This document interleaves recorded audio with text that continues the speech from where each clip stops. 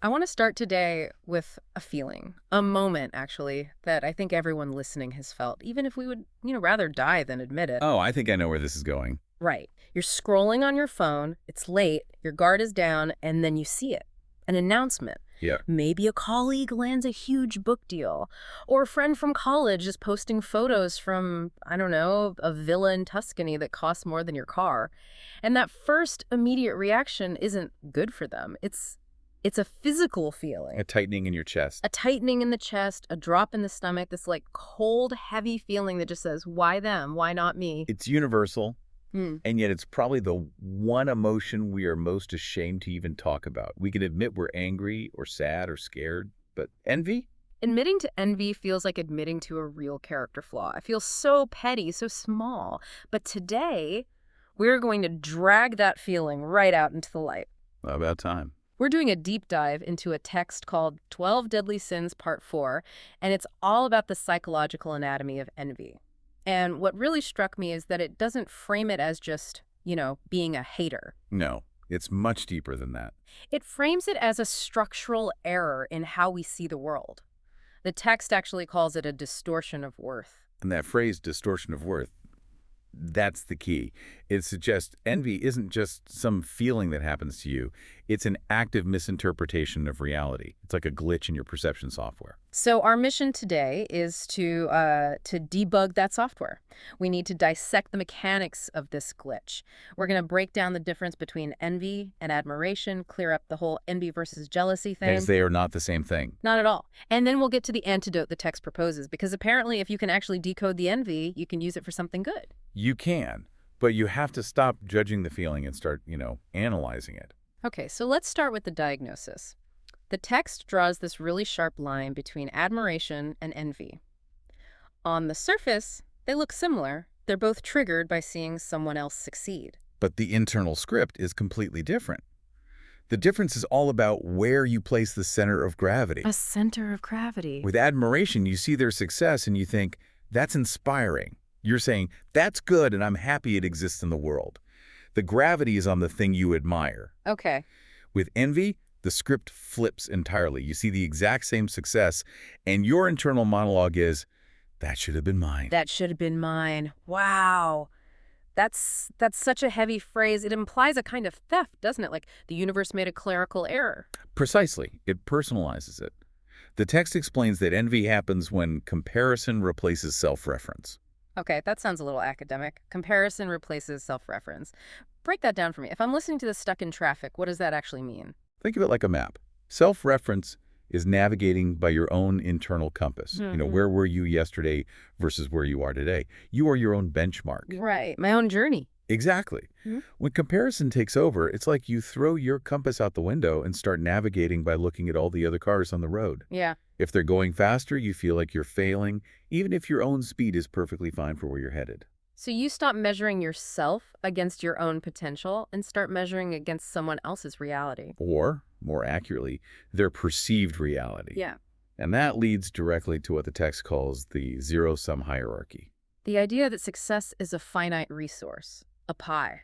The zero-sum game is the engine of envy. It's this core belief that if you get a huge slice of success, my slice must, by definition, get smaller. If you are beautiful, I am therefore uglier. Which intellectually we know is absurd. My neighbor getting a new car doesn't actually make my car rust. No. But emotionally, it can feel like it does. Why is that illusion so powerful? It's because envy contracts our attention. The text talks about this contraction. When you're in that state, your whole world narrows down to a tiny pinpoint focus on the thing they have. And you become blind to everything else. Everything. Your own assets, your own progress, your own context. You're looking through a telescope at their highlight reel. And because that's all you can see, you start to believe that's the only value that exists in the world. It's a problem of focus. We're zooming in on the wrong picture. And we're zooming in on a fantasy. We see the award, we don't see the years of rejection. We see the relationship, not the hard conversations that made it work. We just see the loss on our side of the ledger. Speaking of loss, I want to pivot to something that I think trips a lot of people up. The difference between envy and jealousy. We use them interchangeably all the time. All the time. Oh, I'm so jealous of your sandwich, when what I really mean is I want your sandwich. But the source material treats them as two completely different animals. They are. And knowing the difference is actually critical to finding the cure. The text defines jealousy as defensive. It's the fear of losing something you already have. Okay, so jealousy is, I have this partner or this job, and I'm terrified that you're going to come and take it from me. It's about guarding your territory. Correct. Jealousy is about retention. Envy, on the other hand, is acquisitive. It's wanting something you do not have. It's looking at someone else's castle and hating them for getting to live in it. So jealousy says, that's mine, back off. And envy says, I want that, give it to me. Yes. But the text goes even deeper, and this is where the psychological anatomy gets really, really interesting. It argues we don't just envy the thing, the car, the job, whatever. We envy the possibility. Say more about that. The person we envy becomes evidence of possibility. I circled that phrase in my notes. Evidence of possibility. That sounds like the absolute core of the pain. Well, think about it. If you see someone do something you believe is totally impossible for you, like, I don't know, win a Nobel Prize in physics, you probably don't feel envy. Right, I'd feel awe. I have no desire to be an astronaut. Exactly. It's not in your perceived realm of possibility.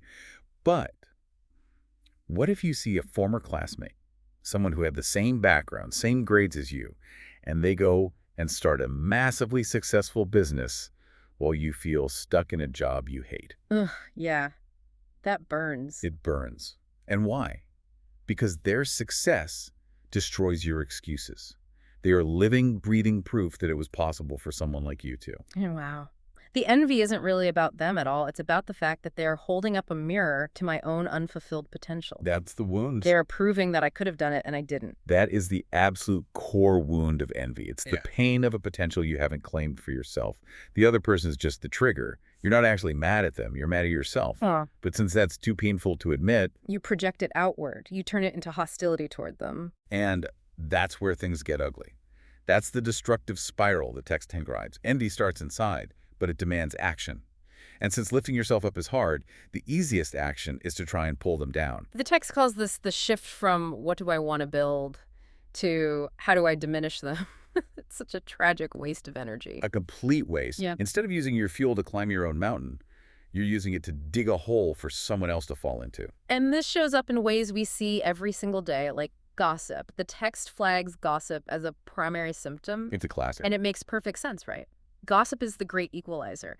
If I can find a flaw in your success, oh, she only got that promotion because she knows the boss, or yeah, he's rich, but his marriage is a mess, then suddenly I don't have to feel so bad about myself. It's a status leveling mechanism. You try to lower their perceived value so your own feels higher by comparison, but the text points out that this leads to the corrosion of joy. The corrosion of joy, that just sounds miserable. It is, because you literally cannot feel gratitude while you are actively in a state of comparison. The brain can't do both at once. If you're busy auditing your neighbor's life, checking their scoreboard, you're absent from your own. It's like you're eating a perfectly good meal, but you're just staring at the table next to you thinking, their steak looks a little bigger. You completely ruin your own dinner. You do, and you stifle your ability to create. The text is very clear that you cannot build authentically from a place of envy. Your work just becomes hollow. You become a mimic, Yeah. You're just reacting to them, not creating from your own core. So, okay, we've established it's a trap. It makes us miserable. It makes us mean. It stops us from doing our own good work. But we promised an antidote. And this is where the text pivots, which I think is the most hopeful part of this whole deep dive. It is. It suggests that envy, as painful as it is actually data. This is the reframe. Envy is information. The text says it points directly to unexpressed longing and unclaimed desire. Unclaimed desire. I want to pause on that for a second, because sometimes I think I feel envy for things I don't consciously think I want. Well, let's explore that. Envy is often a clumsy signal. You might think you envy the specific object, but what you really envy is what that object represents. Okay, an example. Let's say you see a musician on a huge stage and you feel that pang. Do you actually want to learn guitar, travel on a bus, and haul amps? Ha! Definitely not. I like sleeping in my own bed. Right. So what are you really envying? Maybe it's the connection they have with the audience. Maybe it's the fact that they are expressing themselves so fully and you feel stifled. Hmm. The guitar is just a symbol. The desire is for expression. That's a huge distinction. So the work isn't to stop the feeling, it's to decode the signal, to stop looking at them and saying, I hate that you have that, and start looking inward and asking, what is this telling me I'm hungry for? That's the transformative question. What does this reveal about what I truly desire? The moment you ask that, you take the spotlight off of them and put it back on yourself.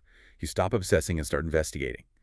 And a strange thing happens. The hostility goes away. It softens. It has to. Yeah. Because it becomes vulnerable. Saying, I hate him feels powerful and angry. Saying, I wish I felt more seen feels vulnerable. And vulnerability is actionable. Hatred is just a dead end. Once you name the desire, I want creative freedom, or I want to feel secure, then you can actually start making a plan. Which brings us to the big antidote in the text. Ugh. Ownership. And I want to be careful because ownership can sound like a corporate buzzword. Right, own your outcomes. It's not that. What the text means is accepting that your life is a completely unique path that cannot be compared to anyone else's. It's like, imagine you're hiking up a mountain. You're on your own trail with your own gear at your own pace. Envy is like stopping on your hike, looking down into the valley, and seeing someone running sprints on a flat track and thinking, I'm losing because I'm not moving as fast as them. But you're not even in the same race. You're not even playing the same sport. Precisely. Ownership means looking at your own map. It means owning your own pace. Maybe you're in a resting phase of your life or a learning phase. Comparing that to someone else's harvest phase is just a recipe for madness. The text also connects that ownership to abundance. And again, not in a, manifesting sort of way, but in a very practical, structural way. It's the direct counter to the zero-sum fallacy we started with. The text argues that true value, things like creativity, impact, love, these are not finite resources like oil or gold. The line that really stood out to me was, another person's light does not extinguish yours. It's a perfect image, isn't it? Yeah. If I light my candle and you use my flame to light your candle, the room just gets brighter. Your flame doesn't steal oxygen from mine. And in most fields, someone else's success actually expands the market. It proves that there's an appetite for the very thing you want to do. So if we can stop weaponizing comparison, we can start using it for clarity. You can look at someone else and say, wow, they did it. That means it's possible. Now, how do I want to do it my way? You turn resentment into responsibility. That's the hardest step, but it's the most important one. Responsibility says, if I truly want what they have, am I willing to do the work they did? And sometimes the honest answer is no. And in that case, you can actually let the envy go. That's the reality check. Envy wants the prize without the price. Ownership says, I see the prize and I'm willing to consider the price. And that single shift moves you from being a passive victim of your emotions to the active architect of your life. It's moving from why them to, okay, what's next for me? That's the whole journey right there. It sounds simple, but it requires constant practice. You have to catch yourself every single time. So, to recap this whole deep dive, we started with the distortion of worth envy, blinding us to our own value. We broke down the zero-sum trap where we think their win is our loss. We distinguished jealousy, the fear of losing what you have, from envy, the pain of wanting what someone else has, and we hit on that core sting, the other person being evidence of possibility. Then we looked at the ugly spiral of gossip and resentment and how it just corrodes our own joy, and finally we landed on the pivot. Treating envy as data, using it to find our unclaimed desires, and moving into true ownership of our own path, in our own time. It's a journey from contraction to expansion, from a bitter focus on others to a creative focus on your own potential. Exactly. So before we wrap, I want to leave everyone listening with something to really chew on. The next time you feel that sharp, ugly pang of envy, and you will, maybe tomorrow morning, don't push it down, don't shame yourself for it, just pause. Just pause. And ask yourself this one hard question. If this envy is just unexpressed longing wearing a mask of hostility, what specific dream are you neglecting in your own life that's causing you to resent someone else who is brave enough to live theirs? That's the question. Answer that honestly, and you might just find your own map. Thanks for diving deep with us today. My pleasure. Take care.